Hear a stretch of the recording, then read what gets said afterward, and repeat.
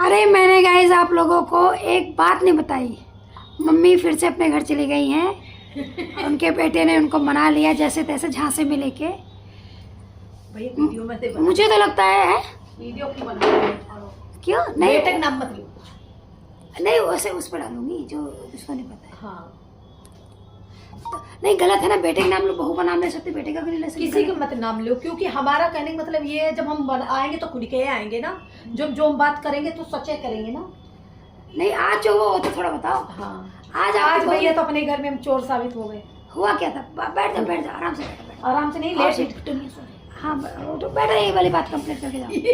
नहीं Drawing is important.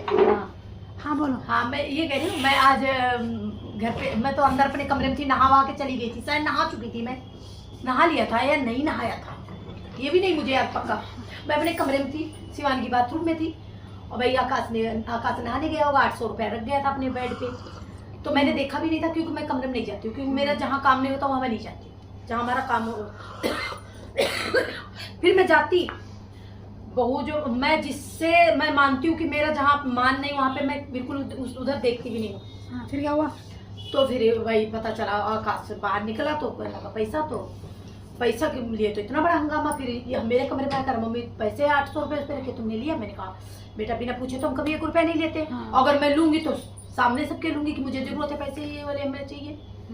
तो इसने कहा कि अच्छा भाई, जब पे लगा नहीं यहाँ से गायब हो गए, मैं भी उसके कमरे में गई। मैंने कहा बेटा हम तो तुम्हारे कमरे में आए भी नहीं, और उसको भी पता था कि मम्मी नहीं आई है, और आती भी मम्मी तो नहीं लेती तो बता देती कि मैंने लिया।